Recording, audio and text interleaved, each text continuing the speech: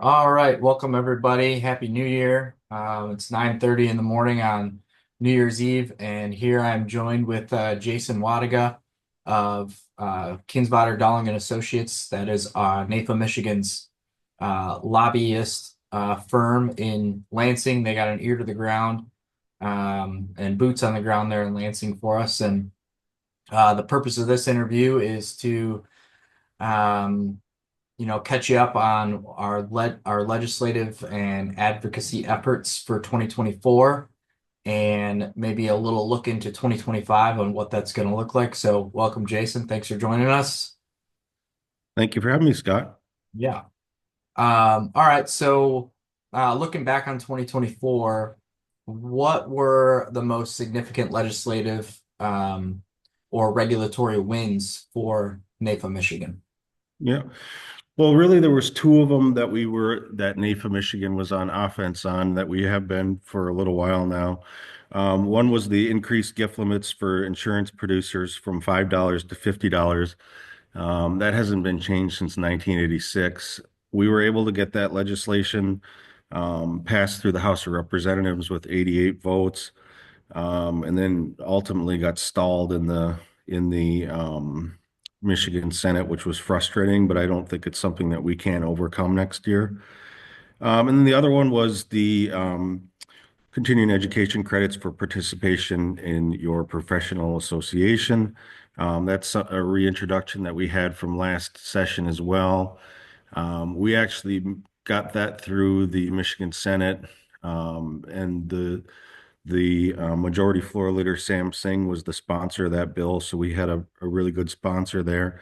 Got it through the Michigan Senate with one no vote, and to the floor of the Michigan House of Representatives, which ultimately stalled due to attendance issues in lame duck, which I'll get into further. But those are really the two things we were on offense the most. I think we're going to be successful with those in early 2025. But yeah, some other defensive things also that I'll get into. But we saw really good support for those two big issues of ours. Okay, so you had mentioned that attendance issues were a bit of a challenge. Can you elaborate on that and maybe some other Yeah, challenge setbacks? yes. This year was something that I've never seen, and being here in Lansing for 20 years, the lack of session and voting days that happened, and there was really a couple of reasons, but um, at the end of last year, two of the House Democrats ran for mayor in their respective hometowns and both won. So the House Democrat majority went from 56-54 to 54-54, meaning they were tied in the House of Representatives from November until a special election in the spring, which means it grinded the legislative action down to a halt until those two seats were filled in the spring. They did a couple of months of session, and I think the House of Representatives had one voting day between June and October. Um, so it just made things difficult to get done. Then we got into lame duck, our lame duck session, which I'm sure a lot of your members have read about what happened there.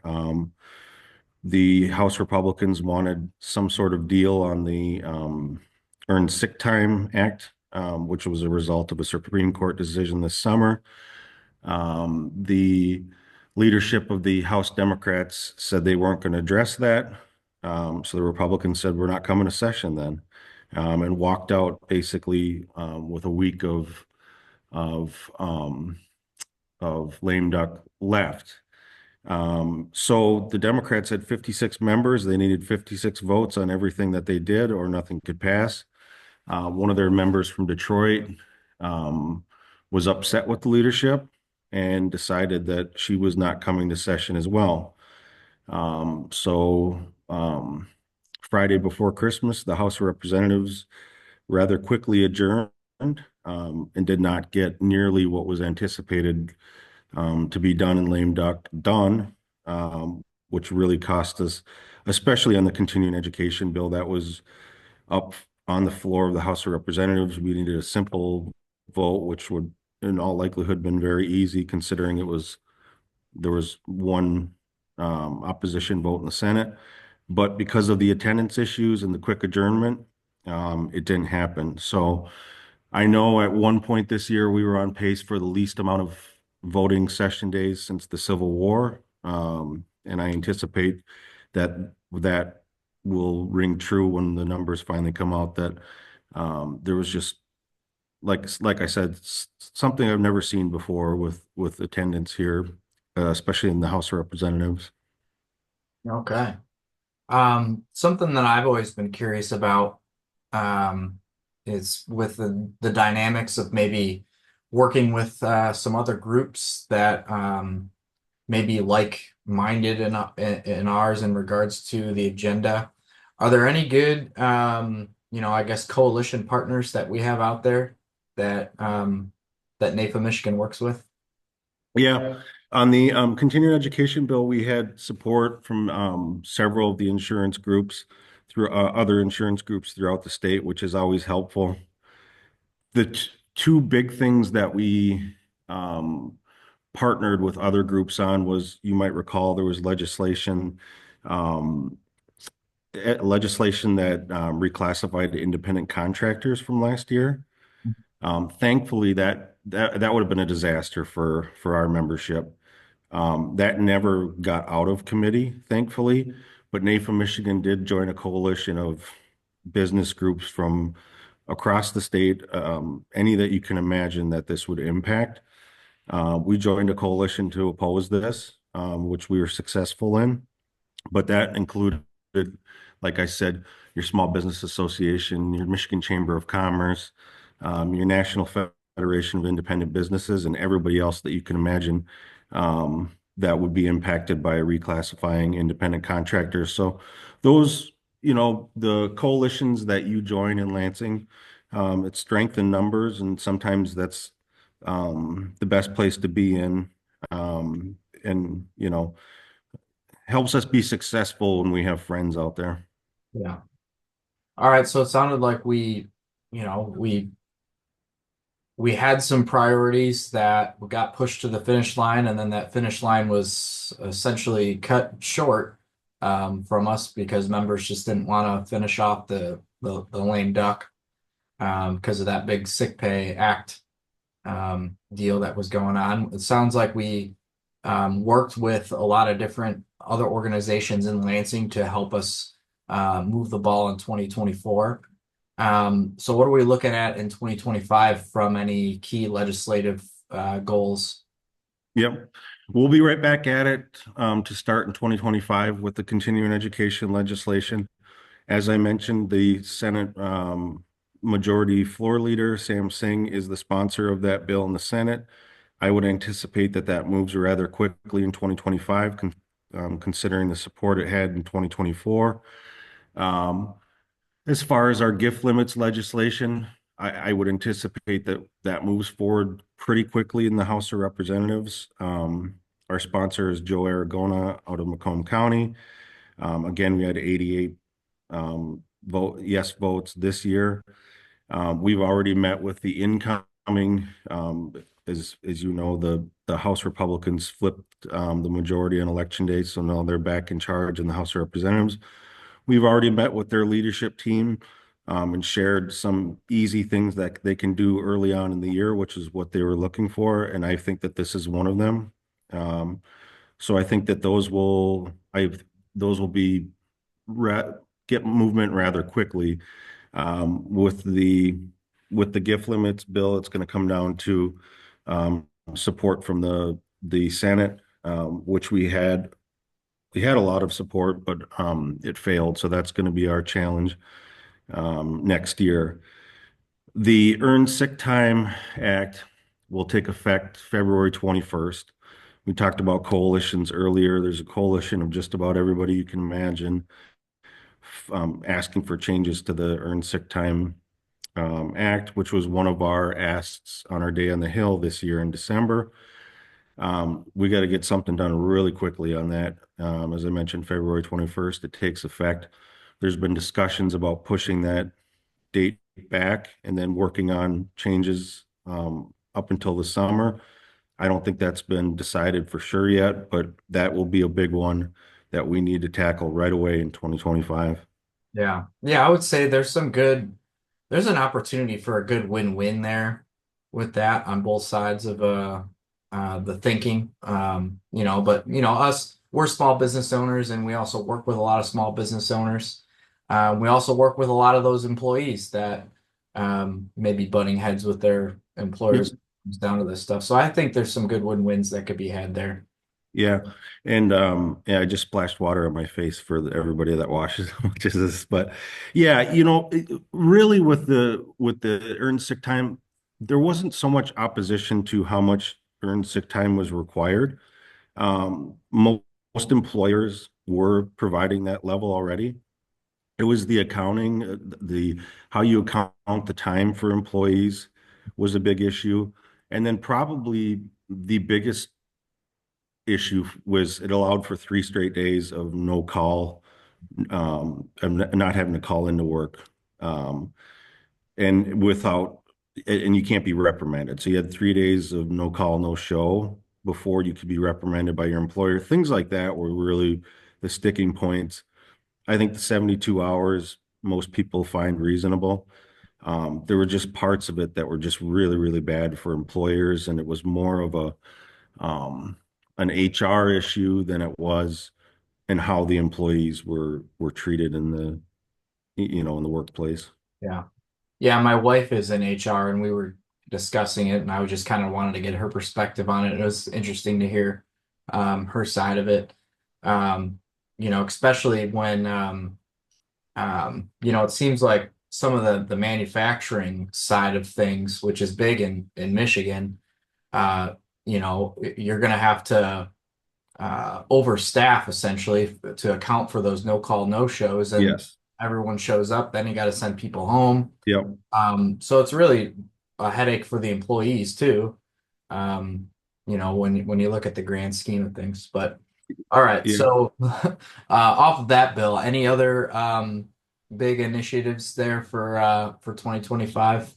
We got CE, um, we got the gift limits and that earned sick time pay. Is there anything else kind of on the horizon? Nothing that things will come up as they always do. The independent contractor legislation, I don't know that that comes back. That was a House Democrat that sponsored it. He actually lost his re-election. So somebody else will have to take that issue on, which we again will fight tooth and nail. But with the change in the leadership in the House, from Democrat to Republican, it's going to make it much easier for us to fight that. And with them losing their bill sponsor, makes it much easier for us to fight that this year. But as always, there are things that come up that are that we can't anticipate right now, and we'll have to play defense on some things right now. We just aren't fully sure what those are yet. Okay. Going off script a little bit, has there been any talk about chair assignments to some of these new house Yeah, not new committees, but we got new chairs coming in. yeah, yeah. There's been rumors, nothing official.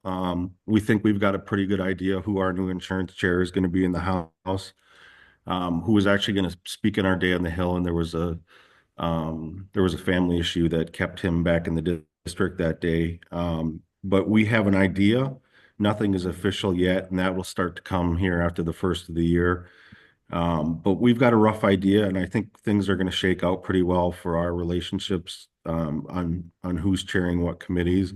Um, the Senate will all stay the same the Okay. next 2 years Yeah. unless there's something crazy happens, but the House will see all new chairs in on every committee, which we'll start to see officially here in the next few weeks. Okay. Good. Um, there's obviously the it seems like um the the federal politics seem to be a lot more um divided and there might be some things pushed down our way. Are there any things that are there any like federal state dynamics that that we should be watching closely here in Michigan? Yeah, I can't point to one thing specifically, but a lot of things will come from the top. We've got a new administration coming in, obviously a new President Trump is back, and then the Republicans took majority of the United States Senate. They held their majority in the House of Representatives. So the, from what we see from the administration will be a lot different the next 4 years than it was the previous four. Um, Specifically what, I don't know. I know the independent contractor stuff that we saw here in Michigan was something that started out in states out west. You can probably guess which one. But those types of things, I think, will lose some steam and some momentum here with the new administration. Okay, good. Um, all right, so to kind of wrap it up, if you could send one message to NAIFA Michigan members about 2025, what would it be? I would say the participation in our Day on the Hill is so important because you get to see your legislator face to face. I think NAIFA's always been, in the 11 years I've been here, very successful with their priorities because they've had participation in their Day on the Hill, um, which again, you get one-on-one time with your legislator, and just, the old saying, those that show up, the world is run by those that show up.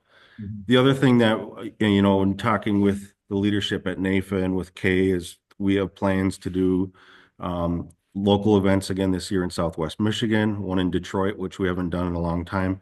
Those are so important because they're well attended by legislators and they're going to hear our priorities and our priorities only. So I would say Day on the Hill, number one, is always the most important place to be, which is coming up this spring. And then if you see invites for those local, Southwest Michigan, Detroit, if we add another one, that would be great.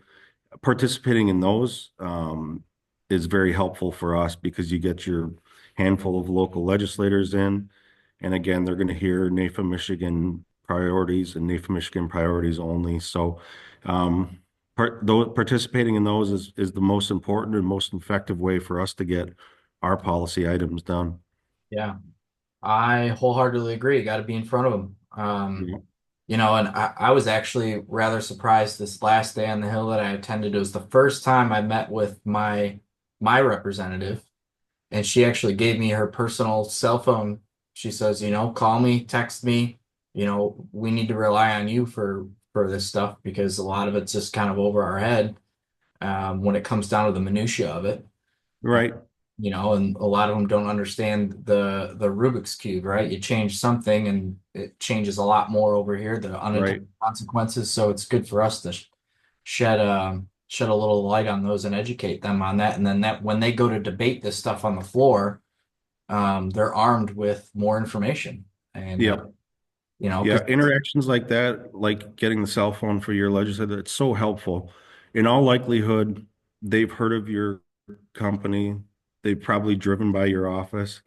But that face-to-face, one-on-one contact, um, really just solidifies that relationship and is so much more helpful. So I mean, that's great. What you able to get a cell phone number for your legislator, that's great. And that's what we need more of is just that interaction with your individual legislator. And like I said, I think NAIFA's always been really, really good at it. But the Day on the Hill is the day to make that initial yeah. step. Yeah, and we have our day on the Hill scheduled for 2025 already. The date is We do. it's escaping me. But is it sometime in April, isn't it?